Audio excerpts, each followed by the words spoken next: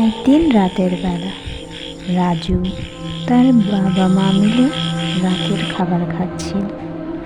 তাদের পাশেই দাঁড়িয়েছিল একটি দুষ্টু ডাইনি।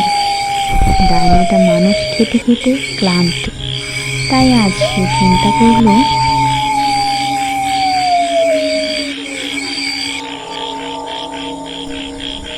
এখন আর সে কোনো মানুষ খাবে না। সে মানুষের সাথে ভালো হয়ে চলাফেরা করবে, আর মানুষ যা খায় তাই সে খাবে। এইসব চিন্তা করে সে রাজুদের বাড়ির পাশে এসে দাঁড়ালো। রাজুরা যা খায় তা খাবার জন্য। যখন রাজুর বাবা মা ডাইনিকে দেখতে পেল, তখন তো তারা অনেক বেশি ভয় পেয়ে গেল। তারা চিৎকার চেঁচামেচি করতে শুরু করলো। তখন ডাইনি ভীষণ খেপে গেল।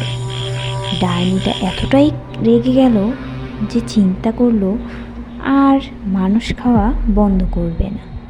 সে এখন থেকে মানুষকে আরও অত্যাচার করবে। একদিন রাতের বেলা গ্রামের সমস্ত মানুষ যখন ঘুমন্ত, তখন ডাইনির অনেক বেশি খিদে পেয়ে গেল।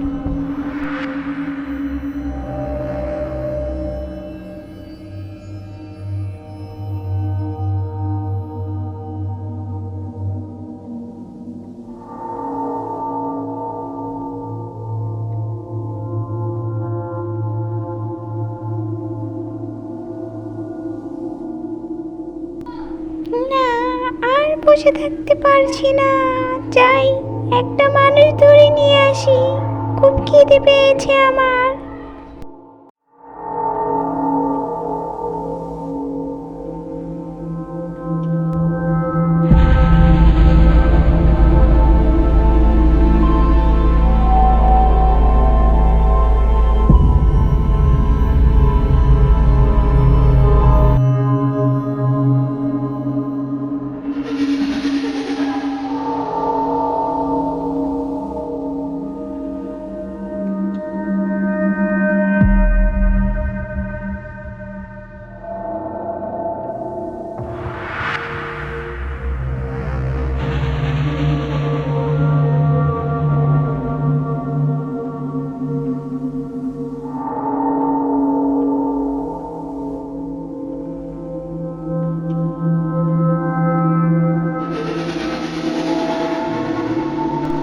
নিস্তব্ধ গভীর রাত, চারদিকে থুই থুই অন্ধকার।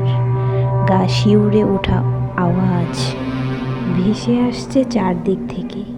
ডাইনি ছুটে চলল মানুষ ধরে আনার উদ্দেশ্যে।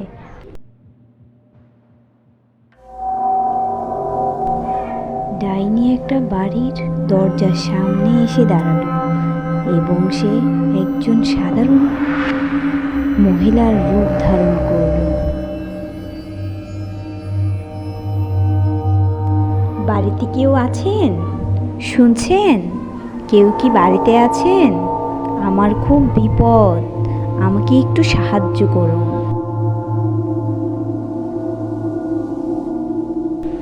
বাড়ির ভিতরেই ছিল একজন কালো মিয়া।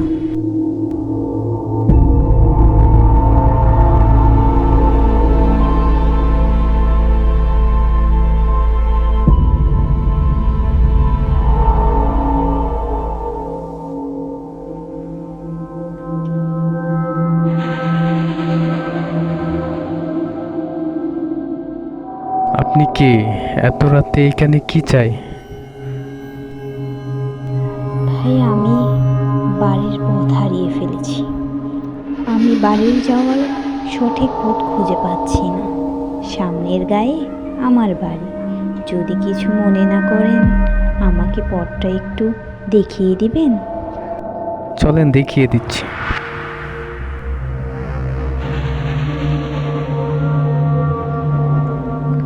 সামনে যে পথটা দেখতে পাচ্ছেন ওইটাই আপনার গ্রামের পথ। সোজা গ্রামে চলে গেছে, ঠিক আছে? ওই পথ ধরেই আপনি চলে যান।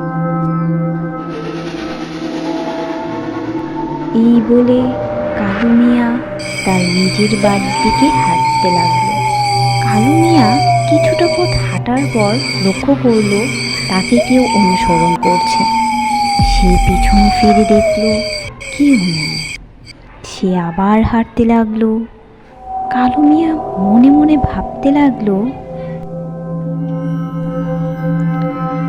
কেউ কি আমাকে অনুসরণ করছে নাকি? আমি কোনো ভূতের কবলে পড়ে গেলাম নাকি? হঠাৎ কালু মিয়া থমকে দাঁড়ালো, কারণ দেখতে পেল তার সামনেই দাঁড়িয়ে আছে ওই মহিলাটি। কিছু বলার আগেই ডাইনিটা তাকে ছু মেরে ধরে ফেলল। পরের দিন সকালবেলা তার লাশ পাওয়া গেল পাশের জঙ্গলে।